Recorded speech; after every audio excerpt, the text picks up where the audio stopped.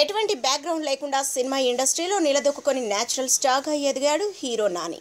అయితే తనకు బ్యాక్గ్రౌండ్ లేదని, ఇకపై ఎవరు అనొద్దని, తన బ్యాక్గ్రౌండ్ చిరంజీవి అని మీలో ఎవరు కోటీశ్వరుడు ప్రోగ్రాంకు హాజరైన నాని చెప్పాడు. చిరంజీవి స్ఫూర్తితోనే కష్టపడి పైకొచ్చానని తెలిపాడు నాని. అలాగే చిరంజీవి తనకు ఒక సైకిల్ బాకీ ఉన్నారని, అది తనకు ఇప్పుడు ఇవ్వాలని అడిగాడు. నేను చదువుకునే రోజుల్లో మా ఇంట్లో వాళ్ళు నాకు సైకిల్ కొనిచ్చారు. ఆ సైకిల్ వేసుకొని అమీర్పేట్ సత్యం థియేటర్లలో అప్పుడే విడుదలైన మాస్టర్ సినిమాకు వెళ్ళాను. థియేటర్ ఖాళీగా లేకపోవడంతో టికెట్ల కౌంటర్లోకి ఎలాగోలాగా దూరిపోయి ఓ టికెట్ సంపాదించాను. తీరా బయటకు వచ్చి చూస్తే నా సైకిల్ లేదు. అయినా సైకిల్ గురించి బాధపడకుండా టికెట్ దొరికిందన్న ఆనందంలో సినిమాకు వెళ్ళిపోయా. సినిమా అయిపోయిన తర్వాత గుర్తొచ్చింది సైకిల్ పోయిందని. అప్పుడు ఏడుపు మొదలైంది. ఏదో ప్లాన్ వేసి ఇంట్లో వాళ్ళకి సర్ది చెప్పా.